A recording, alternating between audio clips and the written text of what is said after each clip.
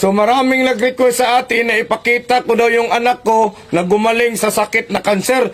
Ito yung anak ko na si Jules Villa Ruayana na may sakit na kanser dati. Salamat sa Diyos ngayon ay magaling na. Yung ginamot namin dito ay halaman na gamot, sambong, malunggay, turmeric at saka limon or kalamansi, no? Yan lamang po yung ginamot namin, halaman na gamot. So gumawa lang kami ng video para po ma-share namin, makatulong kami sa mga taong may karamdaman na kanser na malaman nila na itong halaman na to ay mabisa palang gamot sa kanser. So ito yung hitsura ng anak ko dati.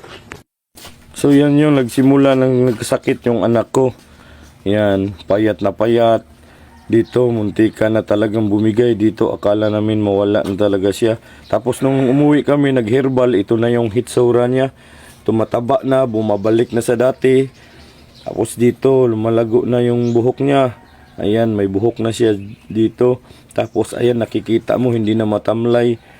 Tapos dito, nakaka-recover na talaga.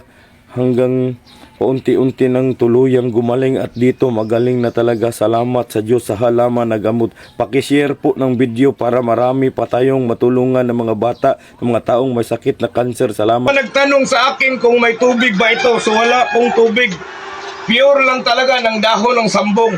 Yan, walang halong tubig. Katas lang talaga yan ng sambong. Pero na tayong nakuha ng katas ng sambong, no? Pure talaga sa mga nagtatanong kung wala bang tubig, wala. Dahon lang talaga to. Pure na katas ng sambong. So isusunod natin yung malunggay. Yung katas ng malunggay at saka katas ng sambong ay magsasama na sila. Yan lang kasimple. Kung paano gawin yung mabisang halaman na gamot sa kanser.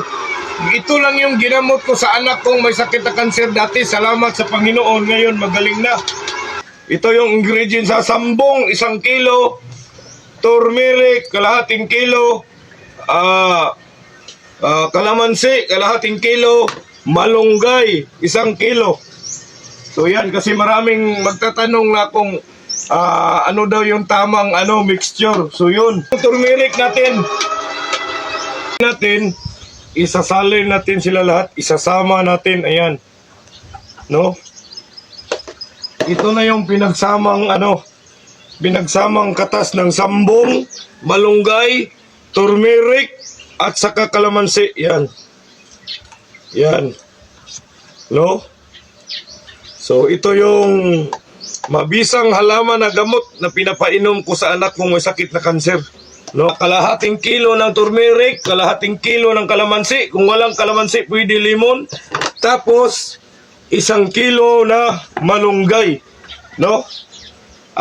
Sana po kung nagustuhan nyo po yung video, i-share natin para marami pa tayong matulungan, no? Itong mga halaman na to, ito lang yung ginamot ko sa anak kong may sakit na kanser. So i-share po ninyo para makita ng ibang tao na yung mga makaramdaman na kanser ay magkaroon sila ng buhay, no? Ma-inspire sila na pwede pala tayong gagaling sa sakit na kanser, no? So ito guys, number 1 talaga, pag naghihirbal kayo, magdidisiplina kayo sa sarili nyo. Huwag kayo kumain ng bawal, kumain kayo ng mga tamang pagkain, mag-research kayo sa mga tamang pagkain, no? Kasi karamihan kasi sa atin, no, mas lalong nagiging active yung cancer dahil sa mga pagkain. So mag-ingat din tayo sa pagkain. Dapat kakain lang tayo ng prutas, mga gulay, mga sariwang pagkain. So yun lamang po. So pakishare po ng video kung nagustuhan nyo para marami pa tayong matulungan. Maraming salamat. Hanggang sa uli. Thank you.